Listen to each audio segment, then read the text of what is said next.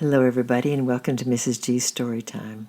We are reading The Rainbow Garden by Patricia St. John with permission of Moody Publishing Company, and we are on Chapter 10, Into the Light.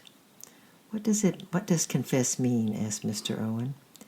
Saying you did it, I whispered, feeling ashamed. Yes, that's right, he answered. It's telling God about the wrong things you can remember and asking Him to forgive all those you can't remember. And then believing that Jesus died on the cross and took the punishment for them instead of you. And then, because there's nothing between you anymore, you can come straight to God and give yourself to Him, and His Spirit will live inside you, helping you to obey Him. Would you like to do that, Elaine? I nodded again. Then tell God all about it now, said Mr. Owen. Tell Him you believe Jesus died so that you might be forgiven, and then thank Him for making you clean inside and leading you into the light. I don't know what to say, I whispered. Then I will pray, said Mr. Owen, and you can say it with me in your heart. So we closed our eyes and he prayed out loud. Dear Lord, I want to tell you about the shell I stole, and the lies I told, and all the things I was so afraid and unhappy about.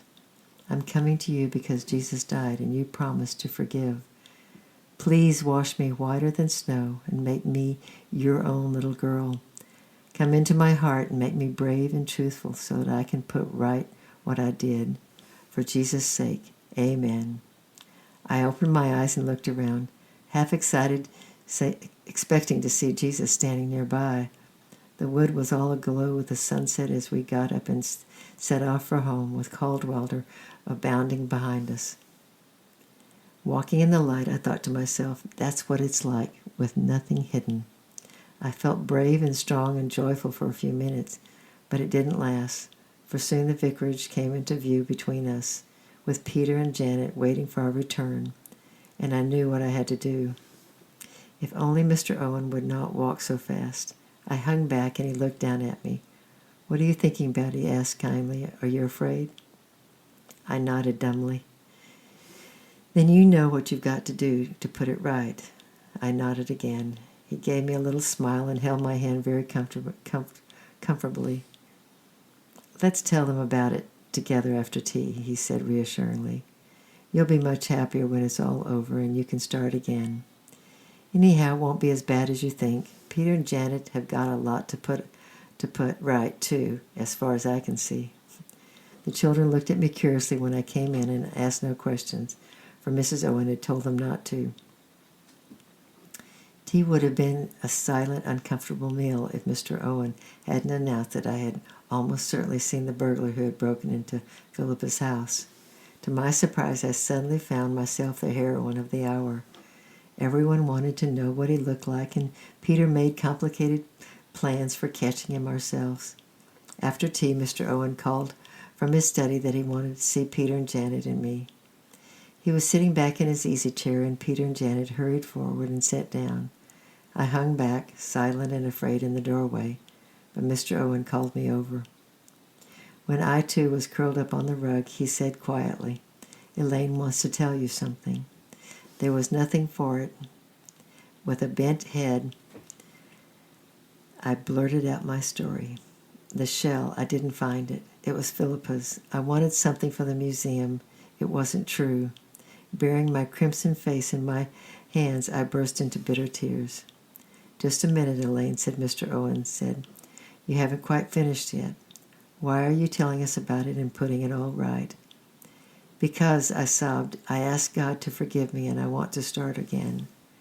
Good, said Mr. Owens. Now you need not be unhappy any more. We're not going to punish you because you're sorry without any punishment.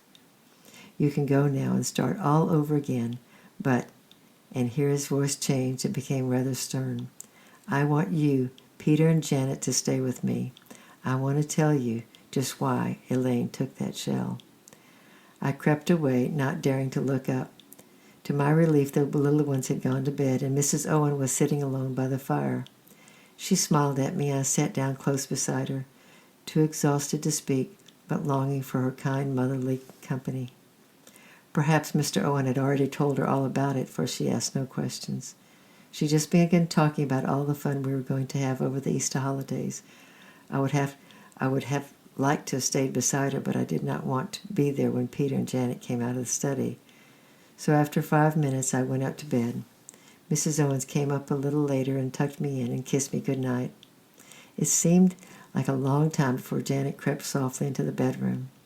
I shrank down under the bed covers, pretending to be asleep, but I think she must have known I was pretending, for she suddenly flung herself down beside me. "Elaine," she whispered, "don't be asleep. Listen. Peter and I are really sorry. Honestly, we are." "Whatever for?" I asked, coming up from the burrow in astonishment. That was not at all what I expected. "Because Daddy said it was partly our fault that you took that shell," said Janet. "He said it was all because we were selfish and only wanted each other and didn't want to share. He read us a story in the Bible that made me cry, and I think even Peter did a bit too." "What story?" I asked, really interested. "Oh, a story about people who were unkind and selfish, and Jesus said to them, 'I was hungry and you wouldn't give me anything to eat, and I was once a stranger and you wouldn't share and play with me.' And when they said they'd never seen Jesus before, Jesus said, 'It was when you wouldn't share and play with my little ones.' I'll show it to you in the morning. It's in Matthew 25. Daddy said it was like us, and you were the stranger." Her voice broke and she sniffled. I crept closer to her. "It's not true," I whispered. "You often tried, but I was so cross, and sometimes I didn't want to be friends. I know it was very wicked of me to take that shell and say that I'd found it on the beach, but I just wanted you to like me."